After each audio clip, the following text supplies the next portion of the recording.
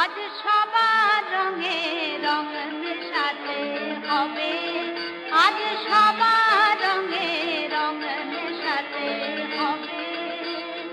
ওগো আমার প্রিয় তোমার বিশ্বকবি ও নোবেল বিজয়ী প্রথম বাঙালি কবি রবীন্দ্রনাথ ঠাকুর। তার অবদানে সমৃদ্ধ হয়েছে বাংলার ভাষা, সাহিত্য ও সংস্কৃতি। তার সৃষ্টিকর্ম বাংলার সম্পদ, বাঙালির সম্পদ।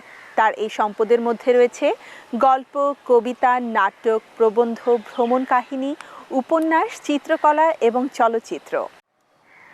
আবিষ্কারের পরেই যখন ভারতীয় উপমহাদেশে বায়োস্কোপ দেখানো হয় ত্রিশোর্ধ্ব রবীন্দ্রনাথ, তখনই সংস্কৃতির নবতর এই মাধ্যমটির প্রতি আকৃষ্ট হন। 1897 সাল কলকাতার রঙ্গালয়ে নাটকের পাশাপাশি যোগ হলো চলচ্চিত্র। তখন classic theatre, star theatre, Minerva থিয়েটারে অমর দত্ত, হীরালাল সেন প্রমুখের উদ্যোগে দেখানো হলো বায়োস্কোপ। সে সময় রবীন্দ্রনাথের বেশ কিছু নাটকও মঞ্চস্থ হতো।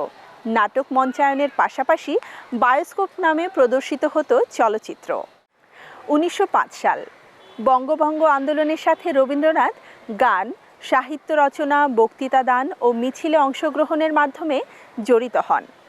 বাংলা চলচ্চিত্রের জনক হীরালাল সেন এ সময় যে প্রামাণ্য চলচ্চিত্রটি গ্রহণ করেন, সেখানে রবীন্দ্রনাথের অংশগ্রহণও লক্ষ্য করা যায়। 1913 সাল যখন ভারতবর্ষ পুরোপুরি চলচ্চিত্র নির্মাণ এবং প্রদর্শন শুরু করে, সে বছরই রবীন্দ্রনাথ নোবেল পদক লাভ করেন এবং মুভি ক্যামেরার বিষয়বস্তু হয়ে ওঠেন।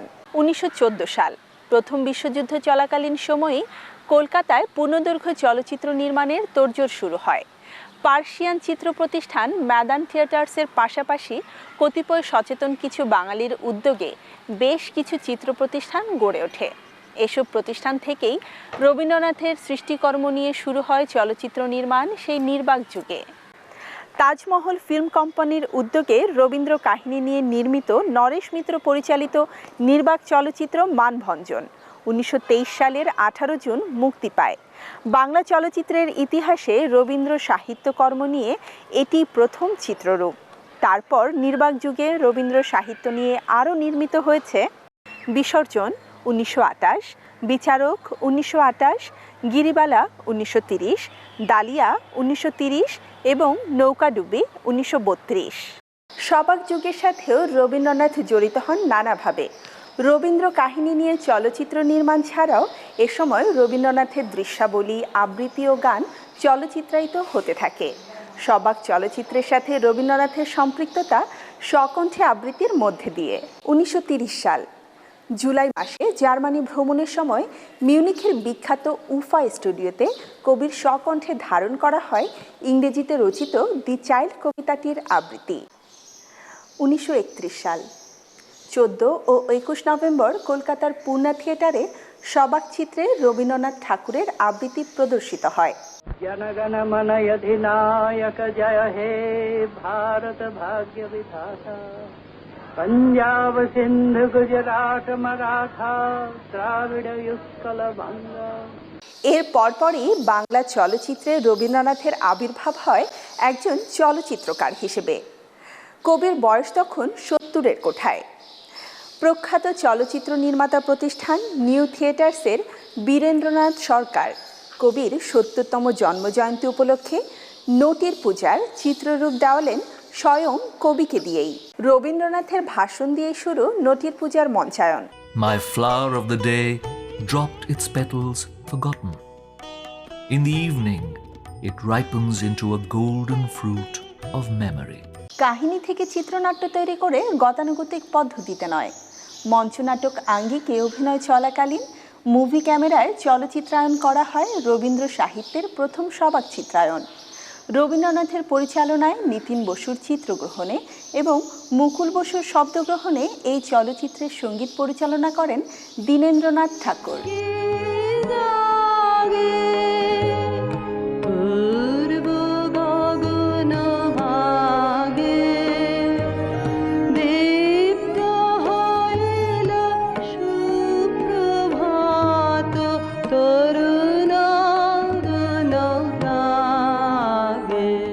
চলচ্চিত্রটি নির্মাণের সময় রবীন্দ্রনাথের বিশ্রামের জন্য নির্মিত নিউ থিয়েটার্সের গোলঘরটি এখনও NT1 স্টুডিওর দর্শনীয় স্থান। 1932 সাল 28 মে মুক্তি পায় চিরকুমার সভা। নিতিন বসুর চিত্রগ্রহণে রায়চাঁদ বড়ালের সঙ্গীত পরিচালনায় মুকুল বসুর শব্দগ্রহণে এই চলচ্চিত্রটিও নির্মাণ করেন নিউ থিয়েটার্স কর্তৃপক্ষ। এরপর চলচ্চিত্রে যুবরাজ খ্যাত প্রমথেশ বড়ুয়া বাংলা চলচ্চিত্রে প্রথম সার্থকভাবে রবীন্দ্রসঙ্গীতের ব্যবহার করেন নিউ থিয়েটার্স প্রযোজিত মুক্তি চলচ্চিত্রে। আজ সবার রঙে রঙ মেশাতে হবে।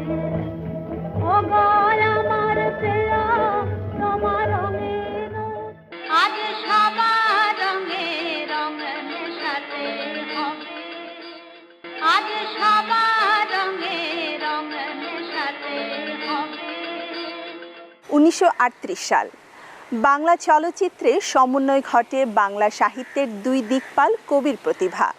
রবীন্দ্রনাথের কাহিনী ও গানে নির্মিত গোরা চলচ্চিত্রটির সঙ্গীত পরিচালনা করেন বাংলাদেশের জাতীয় কবি কাজী নজরুল ইসলাম।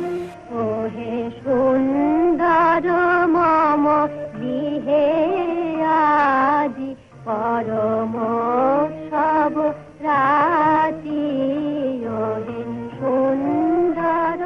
1941 সাল পর্যন্ত রবীন্দ্রনাথ ঠাকুর জীবিত থাকাকালীন সময়ে আরও বেশ কিছু চলচ্চিত্রে রবীন্দ্রসঙ্গীত ব্যবহৃত হয়েছে।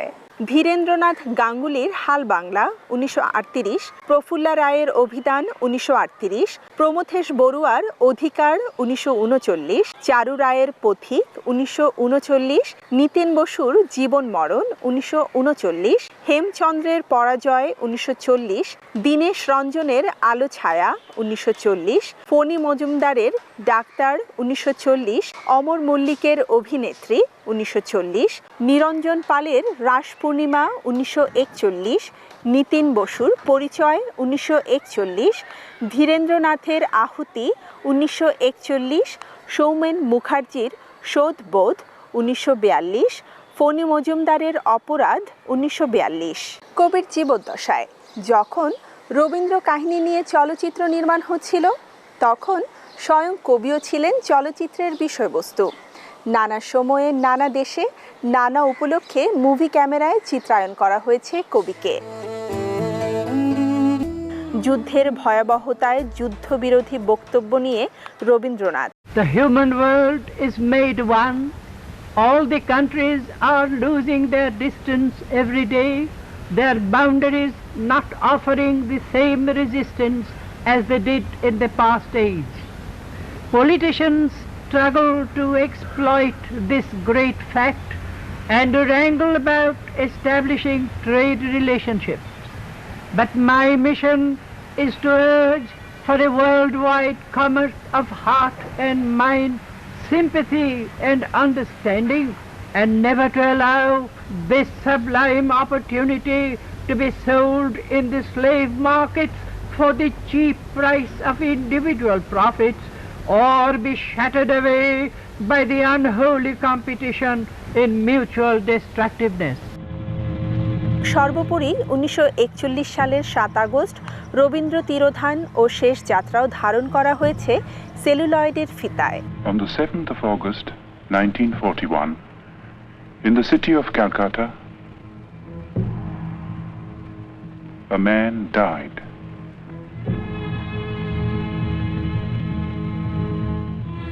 রবীন্দ্রনাথ ঠাকুরের মৃত্যুর পরে এই অঞ্চলে নানাভাবে বিকশিত হয় চলচ্চিত্র শিল্প। সেই সময় থেকে এখনো পর্যন্ত রবীন্দ্রনাথের কাহিনী নিয়ে নির্মিত হয়েছে অনেক চলচ্চিত্র।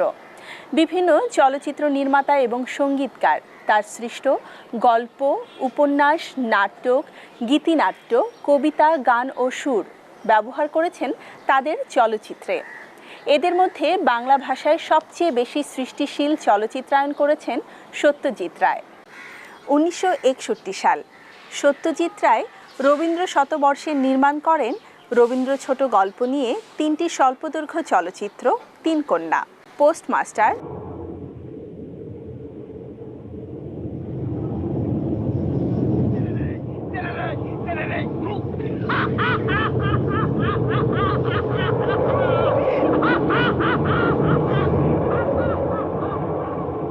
তুই কে?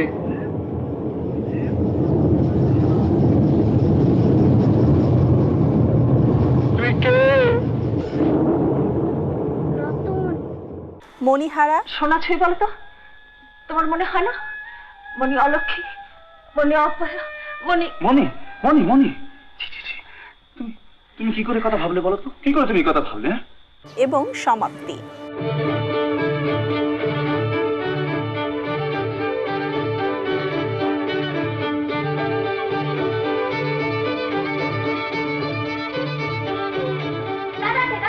ঠিক আছে স্যার স্যার। কি হলো কি হলো?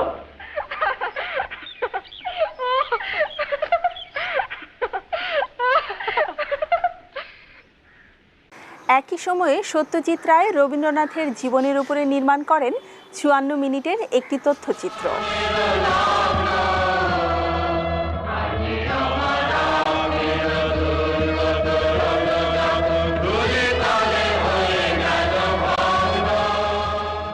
এছাড়াও সত্যজিৎ রায় রবীন্দ্রনাথের উপন্যাস অবলম্বনে তৈরি করেন তার বিখ্যাত চলচ্চিত্র চারুলতা। আমার চারুলতা আছে, আর কিচ্ছু দরকার নেই। নাটক, নভেল, কাব্য কিচ্ছু দরকার নেই, বুঝেছ?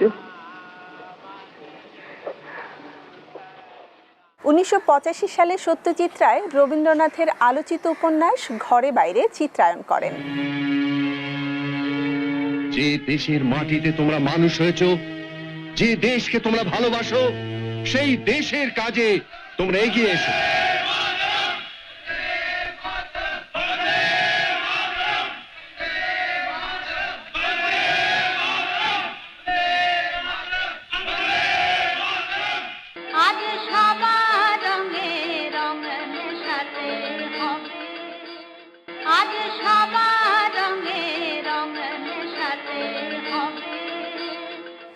ভারতীয় উপমহাদেশে বাংলা ভাষা ছাড়াও আরও বেশ কয়েকটি ভাষায় রবীন্দ্রনাথের সৃষ্টিকর্ম চলচ্চিত্রায়িত হয়েছে। হিন্দি ভাষার মধ্যে উল্লেখযোগ্য হচ্ছে হেমেন গুপ্তের কাবলিওয়ালা। ১৯৬১ সালে রবীন্দ্রনাথের বিখ্যাত এই ছোট গল্পটি কাবলিওয়ালাতে চিত্রায়ন করা হয় এবং তার প্রতি জন্মশতবর্ষে শ্রদ্ধাঞ্জলি নিবেদন করা হয়।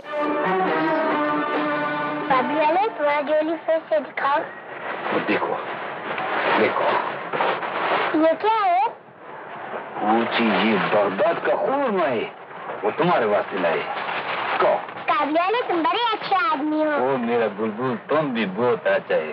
काबियाले, तुम्हारा घर कहाँ है? वो हमारा घर, वो इधर गली से जाती, वो पीछे बाजार में जाती, फिर उधर जाती, फिर उधर जाती।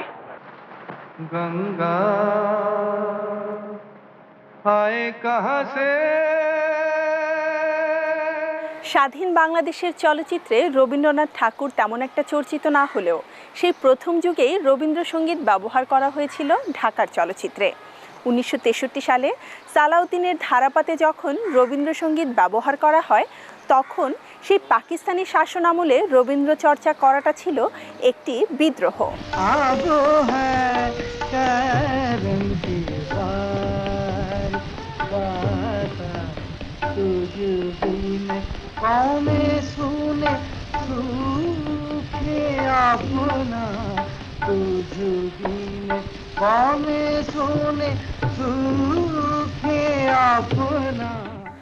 জহির রায়হানের কালজয়ী সৃষ্টি জীবন থেকে নেয়াতে আমার সোনার বাংলা গানের চিত্রায়ন ছিল সৃজনশীলতার সঙ্গে রাজনীতি এবং জীবনবোধের এক নন্দনতাত্ত্বিক সংমিশ্রণ। আমার সোনার বাংলা, আমি তোমায় ভালোবাসি। আমার সোনার বাংলা, আমি তোমায় ভালোবাসি।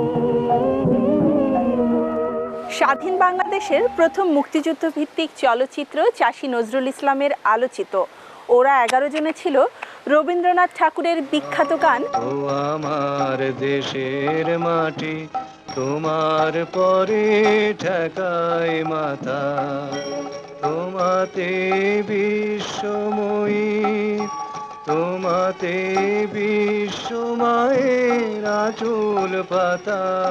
পরবর্তীতে এই চাষী নজরুল ইসলামই ঢাকার চলচ্চিত্রে রবীন্দ্র কাহিনীর চলচ্চিত্র রূপ দেন শাস্তি ও শুভা নির্মাণের মধ্য দিয়ে। রবীন্দ্রনাথের পরিচয় একজন চলচ্চিত্র কর্মী হিসেবে নয়, সাহিত্যের একজন বিশাল মহিরুহ হিসেবে। তার সৃষ্টিকর্মকে ধারণ করে চলচ্চিত্র স্বাবলম্বী হয়েছে। অন্যদিকে তার সৃষ্টিকে ব্যবহার করে অনেক প্রযোজক, পরিচালক, শিল্পী, কলাকুশলী তাদের প্রতিভা এবং শ্রম বিনিয়োগ করে পেয়েছেন প্রতিষ্ঠা এবং স্বীকৃতি। দর্শকরাও পর্দার বুকে চিত্রায়িত রবীন্দ্র কাহিনী এবং সঙ্গীত রস উপভোগ করেছেন, করবেন চিরকাল।